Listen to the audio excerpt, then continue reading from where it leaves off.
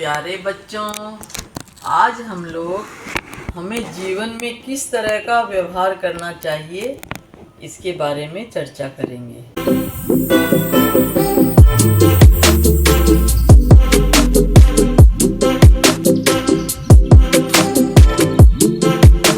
तो बच्चों, हमारे संत महात्मा हमें समझाते हैं कि हमारा जीवन जो है, हमारा जो व्यवहार है वो हमेशा मृदु होना चाहिए, सरल होना चाहिए, सत्यता के साथ होना चाहिए, सहयोग वाला होना चाहिए।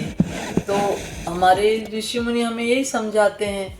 और बच्चों, हम भी जैसे हमारे गुरुजी हैं महर्षि मेही परमहंस जी महाराज, उनके वचनों में हम लोग सुनते हैं कि सत्य सुहाता वचन कहना चाहिए।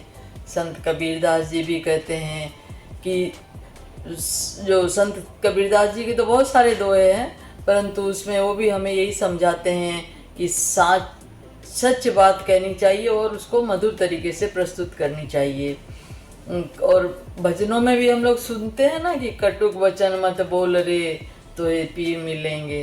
तो ऐसी मधुर ध्वनि हम लोग सुनते हैं। तो बच्चों, जीवन में हमें हमेशा अपने व्यवहार को बहुत मिलनसार, बहुत सरलता से जीवन में अपने आप को प्रस्तुत करना चाहिए। तो बच्चों, इसके बारे में एक कहानी है कि बहुत वर्षों पहले चीन में एक वयोवृद्ध महात्मा रहते थे, बहुत वृद्ध थे वो। तो जब उनकी एक बार वो अपने सारे शिष्यों को बुलाते कि भाई सब आप मेरे पास आओ, मेरा लगता है तो अंत समय निकट आ रहा है। तो बस सारे शिष्य दौड़े दौड़े आते हैं उनके पास, उनके कक्ष में। तो बोलते हैं कि देखो बच्चों, सब बैठ जाओ। सब बच्चे बैठ जाते हैं। तो बोलते हैं कि अपना मुंह पूरा खोल देते हैं और बोले एक एक करके मेरे मुंह में सब अच्छा से अवलोकन करो। सारे शिष्य आज्ञा पालन करते हैं, उनका मुंह में अवलोकन करते हैं। फिर सबका हो जाता है देखना। तो बोलते हैं कि बच्चों कुछ समझे? तो बच्चे बोलते हैं नहीं गुरुजी, हम लोग तो कुछ भी नहीं समझे। तो बोले कि अच्छा। फिर दोबारा मुंह खोलते हैं, बोले फिर देखो मेरे मुंह में कोई एक दांत है? तो सारे शिष्य देखते हैं एक भी दांत नहीं है। तो बोले नहीं गुरुजी, एक भी दांत नहीं है। तो बोले अब समझे? तो बच्चे फिर बोलते हैं कि नहीं गुरुजी, हम तो कुछ नहीं समझे, क्या है इसका अर्थ है? तो गुरुजी बोलते देखो मैं समझाता हूँ। मेरे मुंह में जीभ है, और जीभ है हमारे जन्म के साथ ही रहती है और मृत्यु पर्यंत रहती है। वो दांत जैसे हम जन्म लेते हैं तब दांत नहीं होते मुंह में, बहुत मतलब कुछ समय के बाद दांत आते हैं और मरने के पहले चले जाते हैं। किसी किसी के रहते भी हैं मरने तक, और पर प्राय दांत है वो चले जाते हैं, टूट जाते हैं। तो बोले बच्चों इससे कुछ समझे क्या?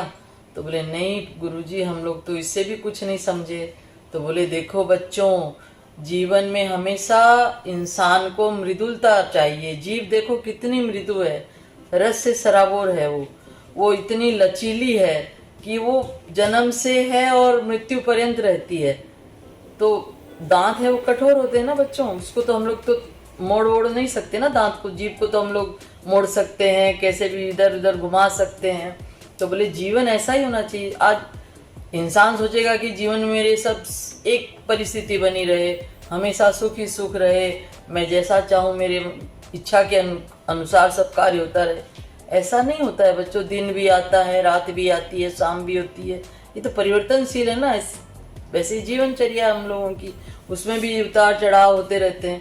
तो अगर इंसान फ्लेक्सिबल नहीं रहेगा, परिस्थिति के अनुसार अपने को नहीं बदल पाएगा, नहीं ढाल पाएगा, तो उसको बहुत अथाह कष्ट हो जाता है।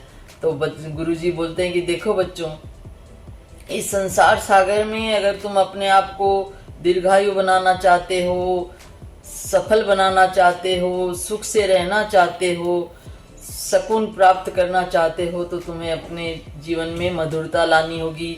और मधुरता के साथ साथ बच्चों, सत्य भाषण के साथ साथ मितभाषी भी होना पड़ेगा। कि बिना वजह की शब्दों की जो हम लोग बौछार लगा देते हैं ना, चर्चा में शामिल हो जाते हैं, झूठ मूठ की चर्चा इधर की उधर की, जिसमें कोई पुराने मारवाड़ी में जैसे बोले ना, थुक बिदोड़ है भाई, ये तो कुछ मतलब को नहीं, जिससे मतलब उसका कोई सार नहीं है, उसकी बातों का कोई किसी को कोई मार्गदर्शन मिलता है या उससे कुछ किसी का भला हो रहा है, ऐसा कुछ नहीं होता है।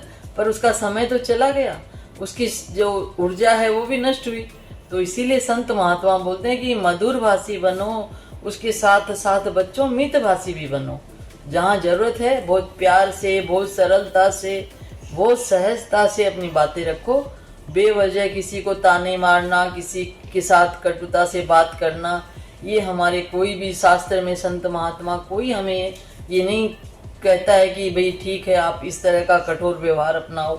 तो हमें भी बच्चों अपने जीवन में प्रयास करना चाहिए कि हम लोग भी हमारी जो कमियां हैं उनको चेष्टा करके समझें, जानें और उसको दूर करके अपने जीवन को निखारने का प्रयास करें। तो बच्चों इसी में एक कहानी है, एक राजा थे, उनको एक बार स्वप्न आता है। तो वो अपन पुराने ज़माने में तो राजा लोग रोज़ सभा होती थी ना उनकी, राजभवन में जाते थे। तो उस दिन भी वो सुबह सभा में गए अपने, तो सब उनके सभा में जैसे मंत्री भी होते थे, विद्वान सारे पंडित लोग भी रहते थे। तो एक पंडित जी को बोले पंडित जी आज देखिए मैंने स्वप्न देखा है कि मेरे मुंह में एक भी दांत नहीं है। तो पंडित जी थोड़ा मंत्रणा करते गए, गणना करते हैं, फिर बोलते हैं कि महाराज ये स्वप्न तो बड़ा अनिष्टकारी है। बोले क्यों पंडित जी क्या हुआ? बोले आपका परिवार आपके सामने सारा नष्ट हो जाएगा। अब राजा तो सुन के बहुत दुखी हो जाता है, क्रोध भी आता है उसको। वो अपने सैनिक को आज्ञा देता है कि इनकी जीभ काट दो, इन्होंने इतना गंदा शब्द मेरे लिए बोला है।